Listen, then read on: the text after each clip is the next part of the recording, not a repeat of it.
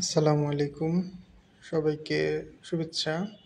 আজকে আমরা আলাপ করব পিএলআইডি নিয়ে। পিএলআইডির ফুল মিনিং হলো প্রোলেপসড লাম্বার ইন্টারভার্টেব্রাল ডিস্ক। এটা সাধারণত যখন আমরা সামনের দিকে ঝুঁকে কোনো কাজ করি তখন আমাদের মেরুদণ্ডের দুটি হাড়ের মাঝখানে একটি ডিস্ক থাকে। এই ডিস্কের ভিতরে এক ধরনের আমাদের জেল থাকে। এই জেলটা চাপের ফলে অনেক সময় বের হয়ে আমাদের যেই স্নায়ুটা থাকে এই স্নায়ুটাতে চাপ দেয়। এই চাপের ফলে দেখা যায় আমাদের কোমরে ব্যথা তৈরি হয়, এবং এটা যেই আমাদের নার্ভে চাপ দেয় সে নার্ভের রুটটা যেদিক যেদিক চলে গেছে, আমাদের পায়ের যে মাংসপেশিতে চলে গেছে ওসব জায়গাতে আমরা ব্যথা অনুভব করি। এবং এর কারণে দেখা যায় আমরা অনেক সময় দীর্ঘ সময় হাঁটতে পারি না। 5 মিনিট, 10 মিনিট, 15 মিনিট বা অনেক সময় দেখা যায় আধা ঘন্টা পর্যন্ত হাঁটা যায়। আধা ঘন্টা পরেই রুগীরা তখন ব্যথা অনুভব করে, তখন তাদেরকে একটু বসে বিশ্রাম নিতে হয়। যখন তাদের নার্ভটা একটু শিথিল হয় তারপর তারা আবার আস্তে আস্তে হাঁটতে পারে। এই পিএলআইডি সাধারণত ফিজিওথেরাপির মাধ্যমে ভালো করা সম্ভব। যখন আমরা রোগীকে অ্যাসেসমেন্ট করি, দেখতে পারি যে তার কোন নার্ভ রুটটাতে তার প্রেশার হয়েছে অথবা চাপ খেয়েছে বা তার কোন লেভেলে কম্প্রেশন আছে, ওই রুটটা আইডেন্টিফাই করে যদি আমরা তখন তার চিকিৎসা করে যাই তখন রোগী আস্তে আস্তে আস্তে ভালো অনুভব করে। অনেক সময় দেখা যায় কোনো ধরনের সার্জারি ছাড়াই শুধুমাত্র ফিজিওথেরাপির চিকিৎসার মাধ্যমে রোগী ইনশাল্লাহ সম্পূর্ণ সুস্থ হয়ে উনি আবার আগের মতো তার যে কাজকর্ম বা স্বাভাবিক লাইফ সেটাতে ফেরত যেতে পারেন।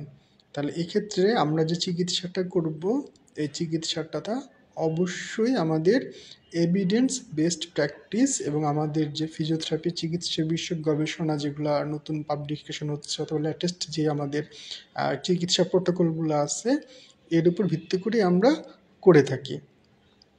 তাই আমি সবাইকে অনুরোধ করব, যদি আপনারা কেউ পিএলআইডিতে ভুগে থাকেন অথবা কোমর ব্যথা ভুগে থাকেন তাহলে আপনারা আপনাদের নিকটস্থ একজন ফিজিওথেরাপি চিকিৎসকের কাছে যাবেন, গিয়ে আপনাদের যেই ব্যথাটা আছে এটাকে সুন্দরভাবে অ্যাসেসমেন্ট করে তার সঠিক ডায়াগনোসিস করে তারপর আপনারা ফিজিওথেরাপির পরামর্শ অনুযায়ী চিকিৎসাটা নিতে পারেন। কখনো কখনো দেখা যায় আমরা রুগীকে বলে থাকি যে না, আপনার ফিজিওথেরাপিতে ভালো হবে না, আপনার সার্জারি লাগবে।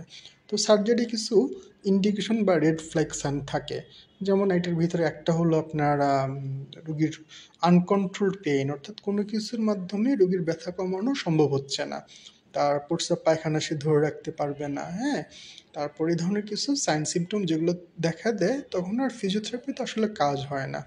তাই আমি আপনাদেরকে অনুরোধ করব, যদি আপনারা কেউ পিএলআইডিতে বা কোমর ব্যথা ভুগে থাকেন আপনারা দেরি না করে ভালো একজন ফিজিওথেরাপি চিকিৎসকের পরামর্শ নেবেন এবং তার আন্ডার চিকিৎসা নিয়ে আপনারা ইনশাল্লাহ সুস্থ হবেন। এছাড়া আপনাদের কিছু নিয়মকানুন আপনারা মানতে পারেন, যেমন আপনারা সামনের দিকে ঝুঁকে কোনো ধরনের কাজ করবেন না, ভারী কিছু তুলবেন না।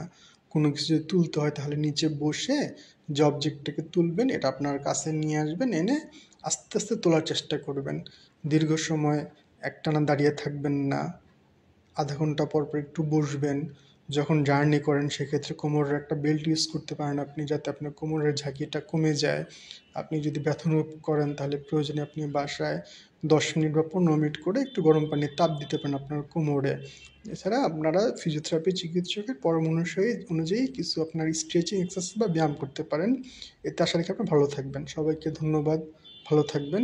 আসসালামু আলাইকুম রহমতুল্লাহ।